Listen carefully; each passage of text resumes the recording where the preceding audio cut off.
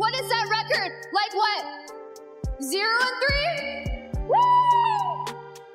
The wrestling promo has slowly become stale over the year. Its main purpose is to build excitement and interest before a big match. While this is still better than seeing the same wrestlers fight each other every week on Raw, it no longer surprises fans with powerful words or strong delivery. Reading from a pre-approved script often makes promos feel flat and predictable, something that was common for many years under the Vince McMahon regime. Still, once in a while, a wrestler delivers a sharp one-liner that shocks a crowd and leaves everyone silent. With that in mind, join us as Fight Fire looks at 10 of the most savage burns in WWE. Number 10. Samoa Joe goes the low road with Jeff Hardy, even when material is approved ahead of time. Using someone's well-known struggles with substance abuse just to get heel heat in a scripted wrestling show is something that really should not happen anymore. However, when Samoa Joe brought up Jeff Hardy's troubled past, it was not done for a cheap reaction. Joe's goal was to get inside Jeff's head and mentally break the charismatic enigma, and he managed to do that twice between November 2018 and January 2019. The first moment happened when Joe interrupted Jeff Hardy's 20-year celebration. He sarcastically apologized for being late, joked about popping champagne bottles backstage, and even offered Jeff a toast. Joe then delivered a brutal line, saying maybe having a bottle of champagne around you isn't the best idea. He went even further by tearing apart Jeff's celebratory video packet, cruelly suggesting that Hardy may not have been coherent enough at the time to even remember those moments. 2 months later, things escalated again during a SmackDown segment that has been shared on wrestling Twitter countless times, almost as often as the WWE roster was stacked in 2008 meme. During that segment, Samoa Joe attacked his Elimination Chamber opponents verbally and targeted Jeff Hardy once more, telling him to shut his mouth while Joe was talking and comparing it to an AA meeting. It was extremely brutal. Thankfully, all of this was approved by Jeff Hardy himself. Hardy later discussed Joe's comments while speaking with Joe Hayden on Guy D-Life, explaining that he has no problem with his personal struggles being part of storyline. He said it actually helps because many people can relate to it. Jeff even mentioned a friend who got upset while watching the segment, feeling uncomfortable with comments about recovery, coherence, and champagne. Jeff understood that reaction, but explained that he is confident in who he is and what he's overcome. Because of that, promos like these do not bother him. He compared it to similar situations from the past, like CM Punk addressing real-life issues, and said it is good for the fans, the wrestlers, and WWE. Number 9. Gunther settles the Bret Hart-Goldberg debate. Spoiler alert, Bret Hart is not a fan of Goldberg, and that should surprise no one. His long-standing anger toward the former multiple-time WCW World Heavyweight Champion comes from a botched superkick and a badly executed ring post figure 4 leg lock that ended the Hitman's in-ring career. Because of that, Bret has never passed up a chance to take a dig at Goldberg, even though Goldberg has apologized many times for a mistake made over 20 years ago. The latest chapter in this ongoing issue came in September 2024 during a Raw episode from Hart's hometown of Calgary, Alberta, Canada. Gunther, who was a World Heavyweight Champion at the time, interrupted Bret's WWE return and said that while he respected the excellence of execution, his childhood hero was actually Goldberg. The comment was not exactly a legendary insult, but it clearly struck a nerve. Bret Hart did not look pleased, and it added yet another moment to his long-running resentment toward Goldberg. Number 8. Dean Ambrose reveals Triple H's daddy issue. It may not qualify as a dark side of the ring story, but Dean Ambrose's final months in WWE are still worth examining. By the time WWE announced his departure in April 2019, Ambrose had already checked out mentally. Still, 3 months earlier in January, he gave one last glimpse of what the company was about to lose. After being dumped out of the Royal Rumble the night before with little fanfare, Ambrose came out and interrupted Seth Rollins' victory celebration alongside Triple H. Clearly frustrated, he demanded a match with Seth on the spot. Triple H had the power to make it happen, smirked, walked off, and then met Ambrose in the ring. That is when Ambrose fired off a sharp line at his soon-to-be former boss. "Oh, what's the matter? Do you have to ask permission from your father-in-law first?" Scripted or not, that moment felt more like Jon Moxley than Dean Ambrose. The delivery was raw and aggressive as he tore into Triple H. Moments later, he was laid out by Nia Jax and Tamina, which only reinforced the feeling that leaving WWE was a right decision. Number 7. Ronda Rousey mocks Nikki Bella's failed relationship. As events played out in a way many saw coming, the breakup of John Cena and Nikki Bella quickly became part of almost every storyline involving Nikki. In 2018, Ronda Rousey delivered a sharp line that did little promote her match with Nikki at Evolution, and instead felt like a cheap crowd-popping moment. While speaking about Nikki's impact on women's wrestling, Ronda said, "The only door you ever knocked down was the door to John Cena's bedroom." The comment got the reaction it was meant to and felt scripted, especially since it followed naturally from Nikki's words. Even so, it came across as Ronda forcing a babyface response that did not fully connect. Reflecting on it later, Nikki said she hoped moments like that would not define her career. She explained that she had grown used to it,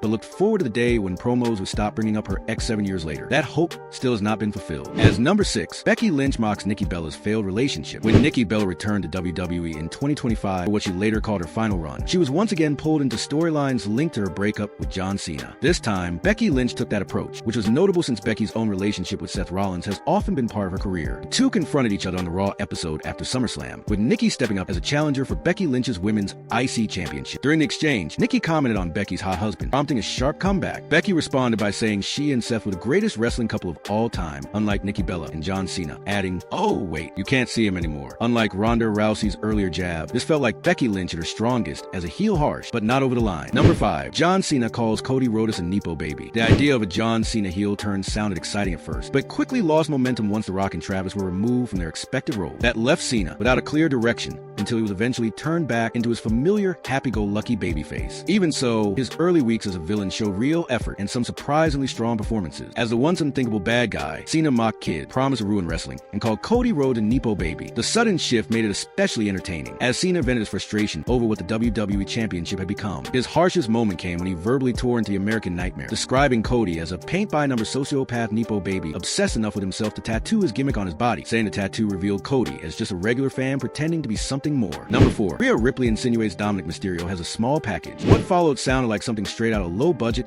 elementary-level movie, showing just how desperate WWE was for an easy crowd-popping one-liner. At SummerSlam 2024, WWE finally wrapped up a slow-building storyline where Liv Morgan replaced Rhea Ripley in the Judgment Day. That angle included Dominic Mysterio betraying Rhea his on-screen love interest by helping Liv take her out so Liv could remain Women's World Champion. On the Raw episode that followed, Rhea addressed betrayal and delivered a line the crowd ate up. She told Dominic that he stabbed her in the back, but added that it wasn't deep enough, clearly implying a jab at Dirty Dom's supposed lack of masculinity. Liv Morgan was quick to shut that down on social media. It was a childish insult, especially coming from someone presented as a modern-day China, but there's no denying it worked, and it worked extremely well. Number 3. CM Punk states the obvious. It was hardly a surprise that a promo exchange between CM Punk and LA Knight turned personal. Both men are proven masters on the microphone, known for delivering sharp verbal shots without hesitation. As they built toward a World Heavyweight Championship #1 contenders triple threat match with Jey Uso, as a third participant, Punk and Knight went back and forth with increasing intensity. LA Knight started things off by referencing CM Punk's well-documented history with Seth Rollins. Punk fired back by mocking Knight's lack of WWE World Championship win. The comment clearly caught LA off guard, forcing a pause and gather himself before responding. It was a strong line from Punk, but what made it even more cutting was what it really highlighted.